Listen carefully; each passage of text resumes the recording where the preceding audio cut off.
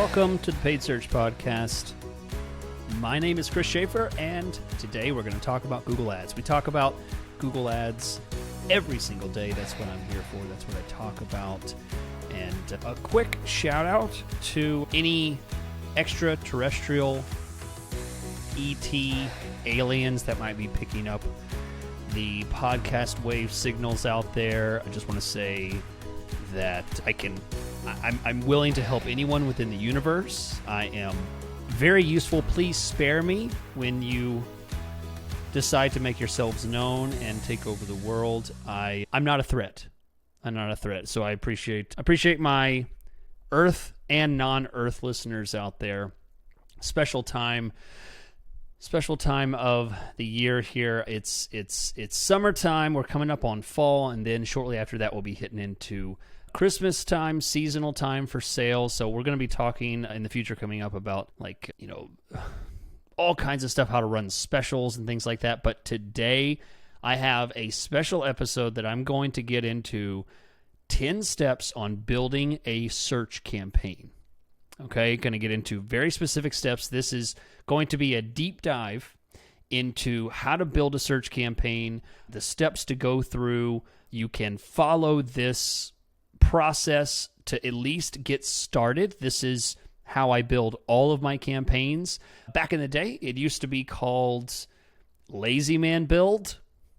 Could still be called Lazy Man Build. It really still is. It's a different process than I used to talk about, but I'm going to go through it and talk about how I do it. Maybe you've been running Google Ads for a long time and you want to build a new campaign to try something new. Follow this process. It's very easy to do. A beginner can do it, and it works for the professional as well. Easy, foolproof process. So we're going to get into that. But first, I want to remind you about opteo.com/PSP. That is the software of choice for all the Google Ads managers out there managing hundreds of accounts, one account, 10 accounts. It scales with you. It is the tool to help you get more done in Google Ads. It helps you to optimize your bidding, your keywords, your negative keywords. It has an AI system, which I talked about a month ago, where you can go in and see things in your account. It'll give you reports that you might not have seen it in a certain way. You can ask it questions. It'll tell you things about your campaign that you might not see in other ways. It can write keywords, ads for you. Just an amazing system that continues to grow. I highly encourage you to try it out. And because you're listening here, you can try it out for free at opteo.com/PSP. The link is in the description. Click that link. Look for the chat box at the bottom of the screen to ask about a special 2-month free opportunity to try the tool. That's twice the time that you get normally. They do offer free subscriptions for 1 month, but you get to try it for 2. Special offer you only get here on the Paid Search Podcast. All right, so we're going to jump in. I mean, we're all business here. You guys have been listening to my new version of the show for a couple months now. You know I'm all business. I get right into it. There's no fluff, right? What was it? No fluff, all... Well, I don't remember what they said, but I had a gentleman that was very happy with the amount of heavy content, and that's what I'm about here, solid content. So let's get into the first segment of solid content. Today we're going to talk about metric of the week. Metric of the week is bounce rate. Okay, we're talking about bounce rate this week. So if you would like to get any kind of idea about how people react once they click on an ad and land on your website, okay? If they click on your ad and land on your website, you do track conversions, but what about just the middle ground? What about the people that don't necessarily convert? Do they stay on the site for a little bit? Do they interact on the site? Do they participate in watching your videos or things like that? This can be measured using bounce rate. So bounce rate is a percentage metric.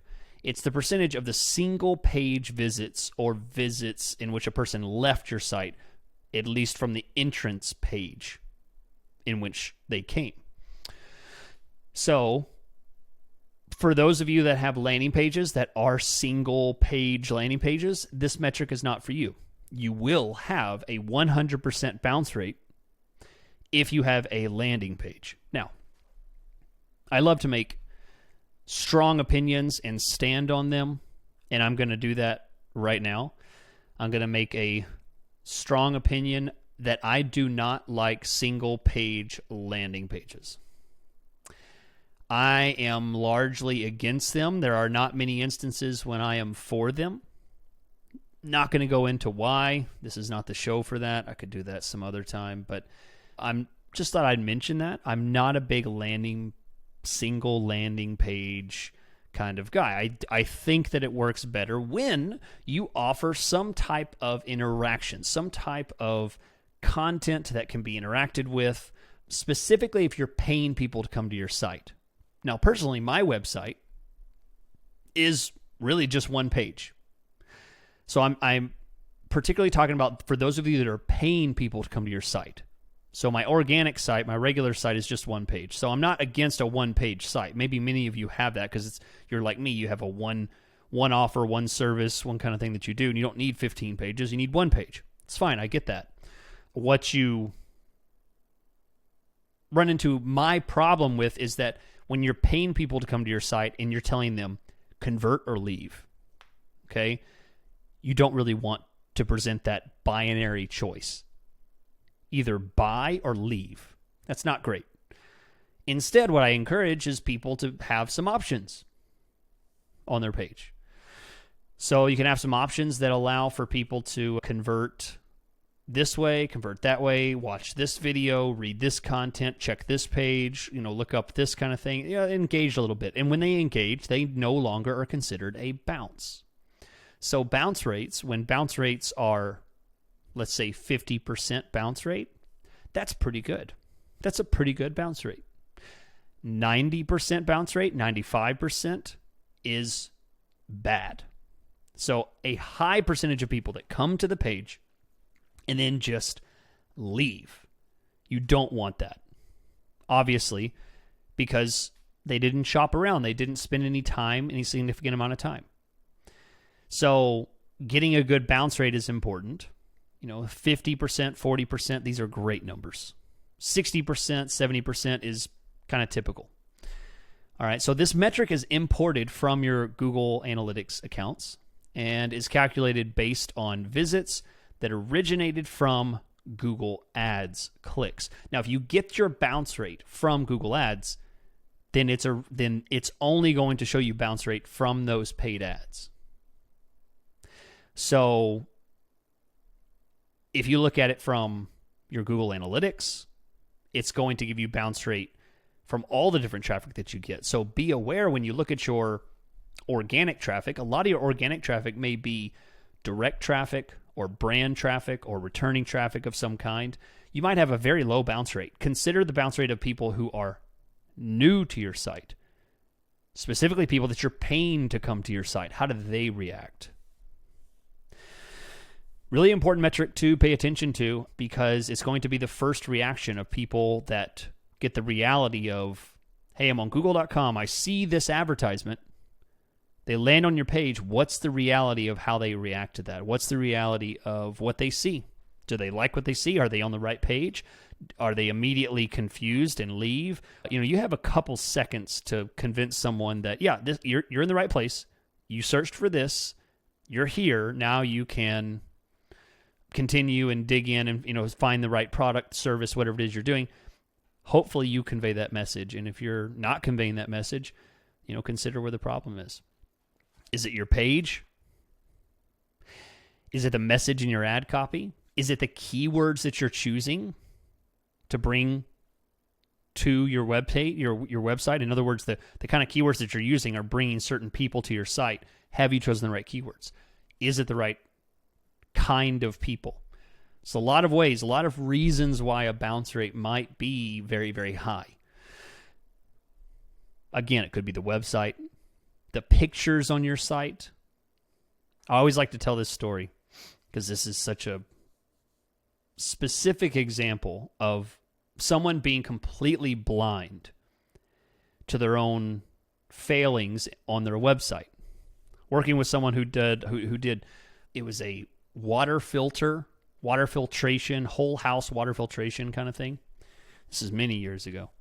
And the guy had a lot of great products, lots of call to actions and stuff, but the biggest images he had was of a, mom like handing a glass of water to a baby, or a family around a table with, glasses of water and they're eating, Sure, looking back, I see what you're going for there, but what is the first thing you're going to think here? I mean, am I on a babysitting page? Am I on, what is the service that they're offering here? These glasses of water might be the final product, but show images of the filtration.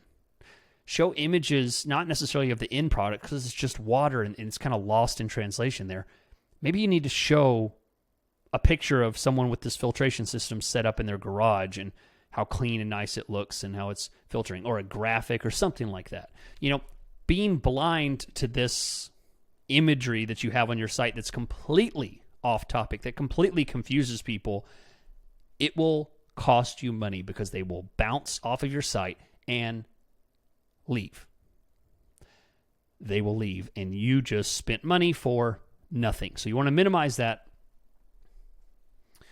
as much as possible. That's the goal. Don't waste money, because money, something doesn't grow on trees. Something like that, right? I don't believe it does.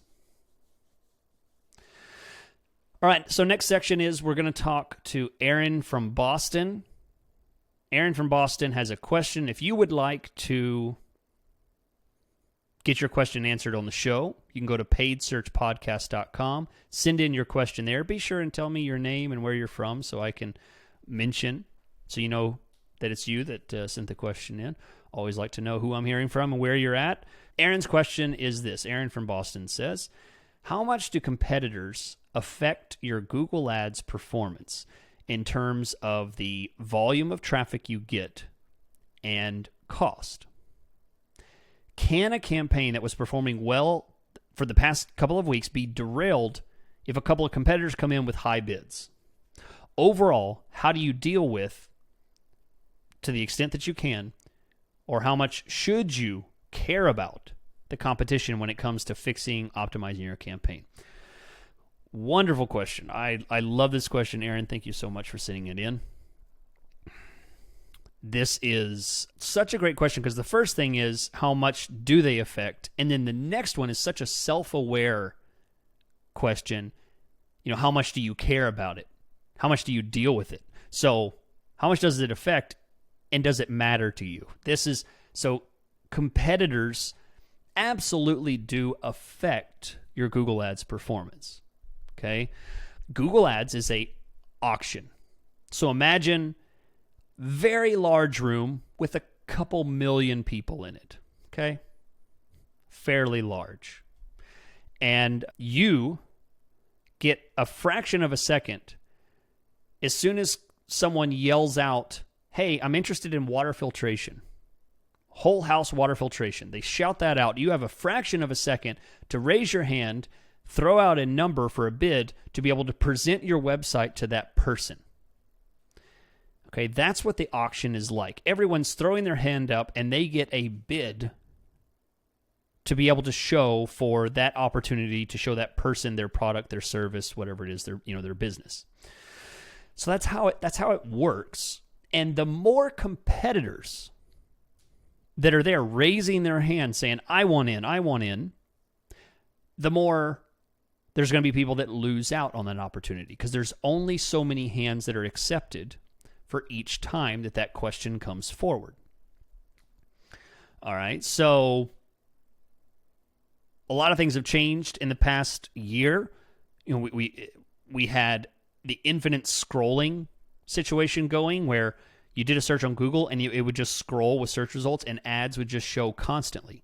Now things have changed again, where we're starting to see, you reaching the end of the search results, and Google then gives you other search suggestions, and the search results actually do end this way. So it's not infinite anymore for many searches out there. So now we're talking about a chance that your ad could never show. Even on an infinite scrolling environment, your ad may never show because there's only a limited number of spaces. So the more spaces that are taken, the less opportunity that you have to show an ad. So the prices go up, supply and demand. There's a limited number, and if you want yours to show, if a strong-armed competitor comes in, you would be then kicked out of that performance. Or out of that auction, I should say. So it absolutely can affect two things. Number one, it can affect your cost per click. So your cost per click means how much you pay on average for each of those clicks when that person says, okay, this looks like a good site. I'm going to click on that. You then paid because they took an action and they decided, of all the people that raised their hands and said they offer a whole house filtration systems, this is what I'm interested in. They clicked that. So you paid your price, whatever price is deemed for that, and then you get that person coming to your site. So it would affect that cost per click. You would have paid more because there's more competitors. So because it affects the cost per click, what does that affect? That means that your budget, let's say you're spending $30 a day, roughly about $1,000 a month. Let's say you used to pay $3 a click. Now a bunch of competitors come in. Now you're paying $6 a click. Your average cost per click has doubled. So all things being even and no major shifts or anything like that, basically you're going to get half the traffic for the same budget. So instead of getting about 10 clicks a day at $30 a day, with $3 clicks, you're now going to get $6 clicks. That means you're going to get about 5 clicks a day. Half the traffic, same budget, double the cost per click. This is what affects the volume of traffic that you get in your costs. Okay, so it may, so now let's go through some math here. If you're getting half the traffic, and let's say you maintain the same conversion rate, you still have a 2%, 3%, 10% conversion rate. Now cut the traffic in half. Now every $1,000 spent each month, you're going to get half the conversions because you got half the traffic. So absolutely higher cost per conversion fueled by more competitors means that you get a higher cost per conversion, less conversions for the same budget. Absolutely can make an effect on your performance, how much you're paying per conversion, and also maybe you're not going to show up as much. Maybe, unfortunately, you have some limitations. You can only afford $10 a day, about $300 a month. And that means that your bidding is going to have to drop. You're going to have to make some adjustments. Now, maybe you may not even be showing as much anymore. You're not getting the same number of impressions. Maybe they've pushed you out and you're not even able to spend your full budget because the cost per click has raised so much that it's not really affordable for you anymore. Now you may not even be in auctions anymore. So it can reach a point where you're getting less for the same amount of money, or you're not showing ads anymore. Definitely a bad situation to be in. So the question Aaron poses then is, can it be derailed? Absolutely. A few competitors coming in, strong-arming on the same kind of keywords, good ads, solid campaigns put together, absolutely can derail a campaign, even if it's been running well. Okay, let me put this in because you didn't ask this. Someone might ask, how do I identify if it's a competitor that's causing this? This is more of a case-by-case instance, but I would say it's very difficult to say that that's the reason. A little more advanced, and if you guys want me to answer this question, let me know. Leave a comment on my YouTube video, which is linked in the description, by the way, if you want to comment there, send a question in, let me know, send some feedback. I'm on Twitter as well. Let me know. I can answer that question. But the short answer is this. If you see a drop in search impression share, positions, click-through rate, less impressions, less clicks, just an overall slowing down of the campaign, that could be one of two things. Either it has to do with your keywords or just not, you're maybe it's a seasonal thing, something's happened with the keywords, there's not as much volume for some reason, or it could be a competitor. That absolutely could be the case, and how you might know that might be happening.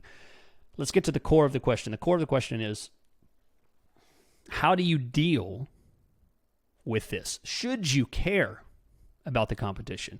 So the answer is yes, you should care, because it does affect you, as I've established, and it can derail you.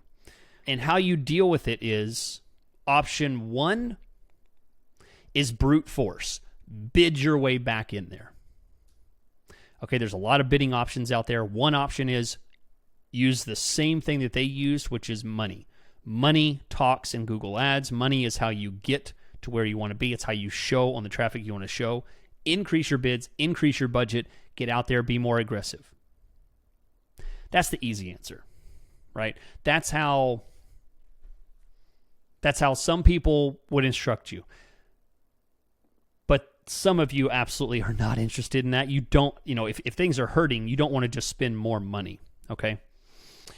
So the other answer, which is a little more economical answer, would be to pivot on your keywords, or pivot on your geographic targeting, or pivot on your device targeting. There's a lot of secondary options that are available to you to start to isolate segments of the traffic that you want. Instead of just saying, I'm targeting all of this 100-mile radius, or I'm targeting the entire United States. Maybe you only target some things. Maybe you target, certain states that would be more valuable. If you're doing water filtration, maybe you do an area where, water quality is an issue. A more common issue. There could be a lot of things. Maybe if you're doing water filtration, installation services, maybe you focus more on suburbs, areas that, might be more likely to own their homes, not necessarily being an apartment, where they might be looking for a little, the kind of thing that installs on your tap water. That's not what you're selling. You're selling whole house things. So focus on certain areas. Try limiting to desktop computer only. That might be an option. Maybe you can do that. All these things help you to segment and focus on certain things, which then might make you more competitive in those areas. So basically, cut the fat. Cut out some of the waste that could be contributing to the loss of impressions in areas that you don't care about. Other things, pivot on your keywords, might look like, well, are you targeting the word, water filter, right? If you're targeting the word water filter and you do home filtration systems, water filter is not a good idea, because that could be a small little Brita thing. That could be a little thing that attaches to part of the sink, something like that. But we're talking whole house things. So you might need to focus more on system, services, installation, professional aspect of it, and not just these little tiny terms. So pivoting on your keywords, pivoting on some of the segmentation in the breakout of, what really matters. This absolutely can be critically important. Let's take a break real quick and remind you about Opteo. The link is in the description. I do ask that you guys please give it a chance. It's an amazing software. I lay it all out here, as my former co-host used to say, get naked on the internet, because I really do share a lot. I've had people email and said, I can't believe this guy's sharing all this stuff. He's going to put me out of business. I do share a lot. I share a lot. There's a lot more that you can learn. It's a never-ending landscape of learning and failure and success. And that's what Google Ads is. And if you want to make the best of it, you really should try optio.com/PSP. It is the software of choice for professionals out there. You're managing your own campaign. You have a professional doing it for you. You are the professional, whatever. This is a great software to help keep you accountable and get more done in the limited time that you have to manage it. Click the link there. Take a 2-week free trial of the amazing software, Optio. Okay, so here we are. The main event. The main event is kind of a reboot of what I used to call many years ago. Gosh, what was it, like five years ago maybe, that I dubbed my Google Ads campaign build the Lazy Man build. And let me explain, give some context around what I'm about to show you and what it's designed for. This Google Ads build is designed for you to get a campaign moving very quickly. Okay? If you want to build something out and you don't want to have to pay for a keyword research tool, if you don't want to have to reach out to some expert to kind of give you keyword ideas and help you write ad copy, and if you look at the process of building a Google Ads campaign as a daunting, overwhelming, confusing process, and you don't think that you can do it, this is for you. This is not a super advanced process. It's designed for you to get something done and move on with your day and come back the next day and see what results it's brought you. Okay? Back in the day, I used to do the same process with what is a now defunct feature in Google Ads called Modified Broad Match. Moment of silence for Modified Broad Match. Still hurts. Modified Broad Match was a absolute delight, a wonderful tool. We had our moment of silence. It's a lot of mourning that we have to do about things we've lost in Google Ads, but okay. It's 2023. They're gone. Rest in peace. So now with Modified Broad Match being gone, how do we do a Lazy Man build? How do we do something that we can build in just a couple minutes and have something substantial that can actually get traffic and get good traffic for us? Let's go through it. Let's go through it. 10 steps to building a search campaign. And I'm actually going to do this right on the screen. I'm not going to share my screen, but I want to build one with you so that you can see, not see, but you can visually hear what I'm doing and talk about it. If you would like to have me guide you through this process, I do offer consulting where I share my screen, go through. I can physically show you how to do it, teach you how to do it, but that's for a different day. Today, I am doing the audio version of that. That's what the podcast is. So let's go through it. All right, so step 1 is you need to choose to build a new campaign. And the first thing you're presented with is choosing an objective. Okay, the objective I prefer is no goal guidance. Create a campaign without goal guidance. You'll see that option on the objective. I choose that. I'm not going to go into why. Deeper conversation. Moving on. Then we're going to choose search. Okay, campaign type is search. And then you choose your goals. Okay, so the default goals that are there are probably fine. This is more of an individual basis, but do make sure that you have the right goals in place. Moving on from there, you need to name it. Okay, so name it something, and then we hit continue at the bottom. All right, so this is your first big choice. This is where a lot of people immediately panic because you're presented with bidding. Okay, I'm going to simplify this so that you can make a decision very quickly and know what is important for you. I'm going to say the majority of people out there, I would suggest you start, considering you're in phase 1 of Google Ads management, If you don't know what that means, go back to a couple podcasts that are, several weeks back, month or so back, talking about phase one. Anytime you see phase one in my podcast feed, listen to that episode. You'll get more information about what phase one is, what phase two is. The phases of Google Ads is very important. If you're in phase one, I'm going to suggest almost everyone start with clicks. It's going to ask bidding, what do you want to focus on? Choose clicks. Okay? That's going to move you forward. That's going to skip all the stuff about conversions and things like that. Your first goal is to get clicks and make sure those clicks are qualified. Okay, that's what phase one is.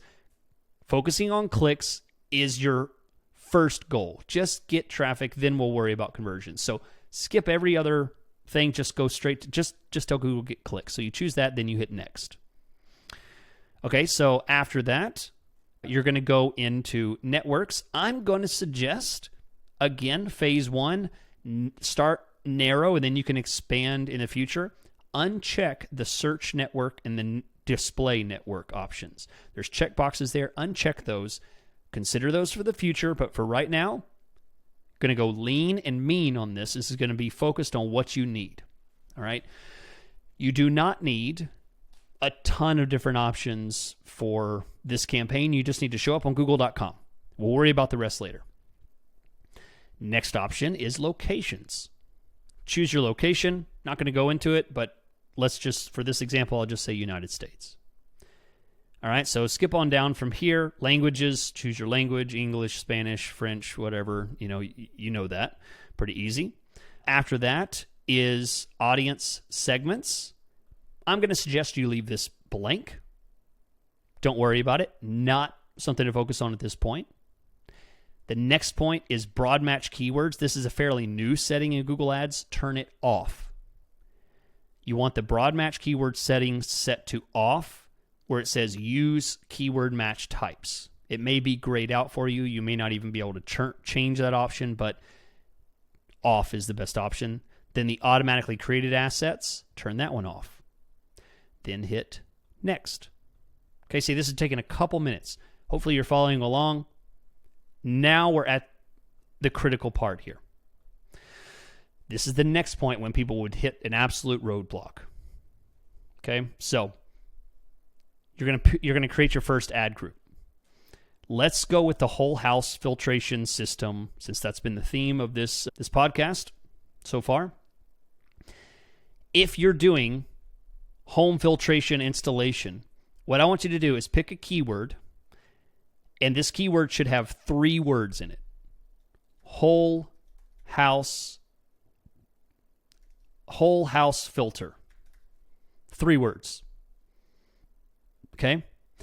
Then if you want to push yourself a little more, you might try a different variation. You might try something that is a different version of that. You don't need to say whole house filters and whole house filter. You don't need a plural version. That doesn't count.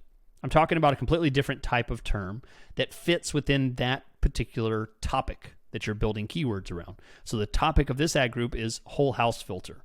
Another version I might do is house filtration installation. Right? That is a 3-word search that obviously points to professional service. All right? So I've picked 2 keywords. 2 keywords. That's it. If you really want to go crazy, try 3.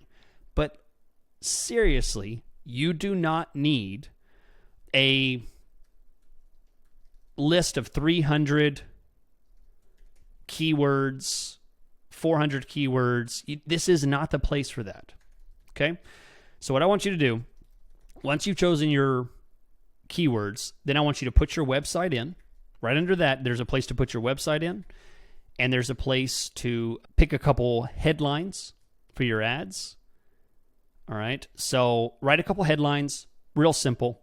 You can work on all this later and make sure your headlines are relevant to the keywords that you've written. So I'm writing, whole house installation filter, whole house filter installation. We help in your area. lots of specific stuff, that would be relevant to that. Write a couple of headlines, 3 headlines at minimum, and 2 descriptions at minimum. Okay? Once you've done that, 2 descriptions, 3 headlines, move on. Don't get hung up on here. Just hit the done button and you're done. Hit the next button, set a budget.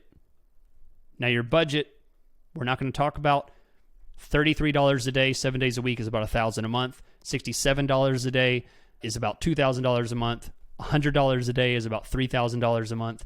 So pick whatever works for you. Pick something that you're comfortable with. Doesn't matter. Could be $500 a month or $5,000. Pick something you're comfortable with.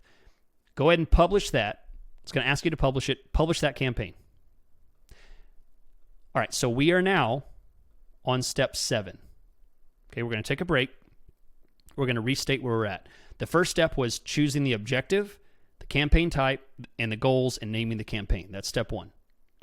Step 2 was choosing the bidding, picking the conversions, bidding, the click, all that stuff.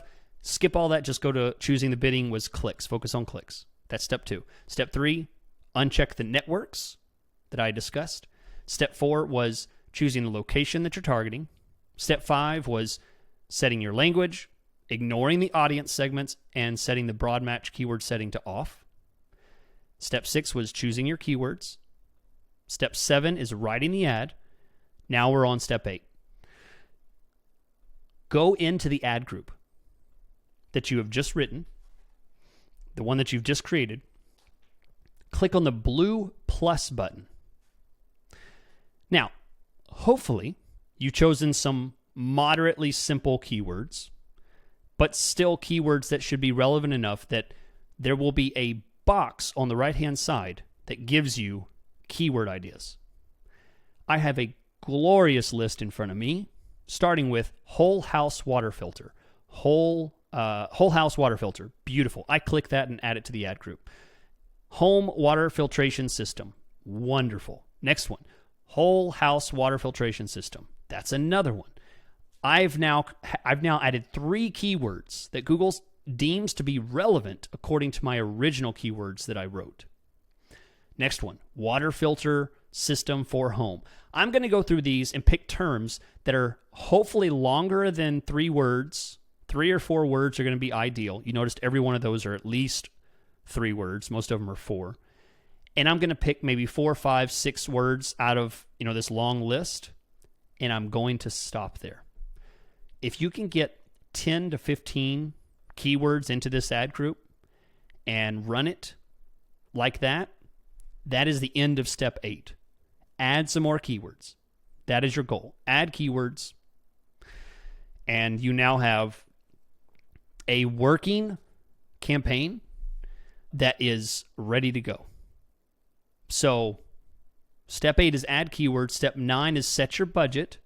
So go back now that you've chosen this. If you haven't set your budget, technically that's step 9, set your budget. And then step 10, this is an important one, wait. Wait 1 day, 2 days, just set it and let it run. From here is the optimization process, and there's a lot more that we can go through. Honestly, this is not the setting for me to be able to talk about that because that's a much more personal kind of thing. Basically, I have almost 350 episodes about optimization, so you know where to hear tips on that. But this process, this should literally take you 10 minutes, maybe 10 minutes to build this out.